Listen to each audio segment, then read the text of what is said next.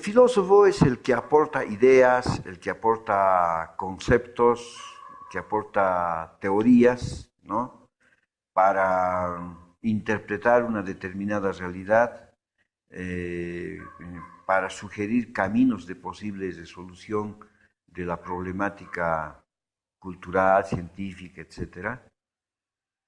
Y estas propuestas teóricas están siempre sujetas al cuestionamiento, están siempre sujetas a la contraposición.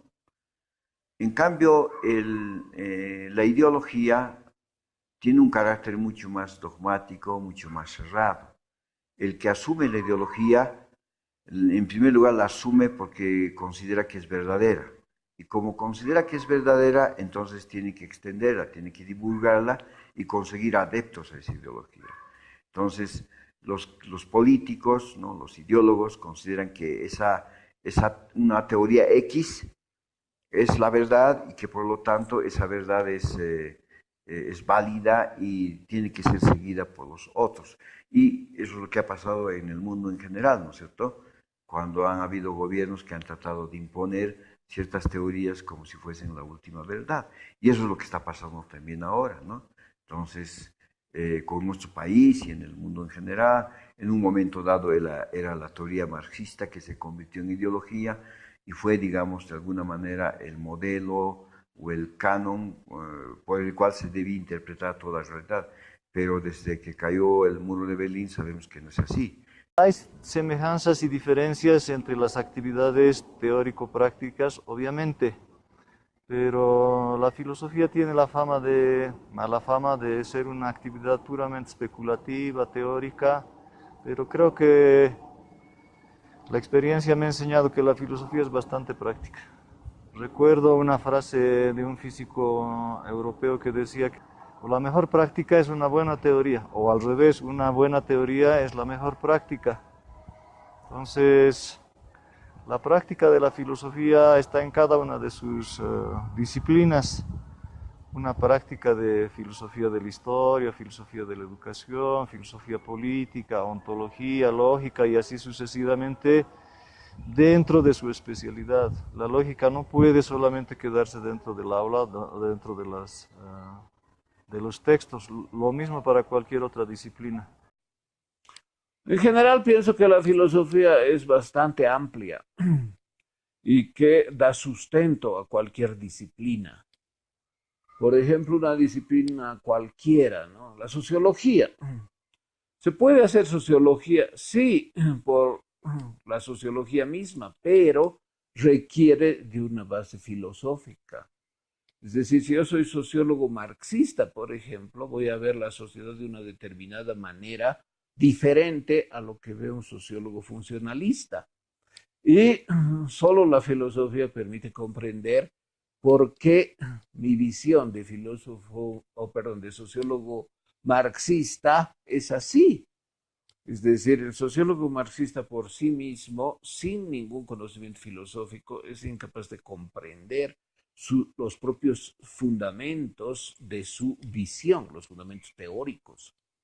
Entonces, la filosofía permite la comprensión de los fundamentos teóricos de cualquier disciplina. A veces, incluso cuando el investigador o el científico o cientista, o como sea más aconsejable llamarlo, simplemente no se da cuenta que tiene eso. Entonces, hay diferencia entre lo que es filosofar y lo que es ideología. La ideología para mí es más estática, más dogmática. En cambio, la filosofía es más teórica, más cuestionadora, más propensa a cambiar, ¿no? Y en ese sentido, la filosofía no entra directamente a la acción de manera acrítica, sino que para entrar en acción necesita, ¿no es cierto?, reflexionar de antemano y solo con una consideración teórica más o menos aproximada pudiera hacerse política, pero ya son dos niveles distintos o diferentes. Desde mi punto de vista, la religión tiene las mismas pretensiones que la filosofía en abarcar la totalidad, la profundidad de los problemas de la existencia en general y de los problemas de la existencia del ser humano, pero Más es una cuestión de creencia que de reflexión. Hay una gran diferencia entre la reflexión y la mera creencia.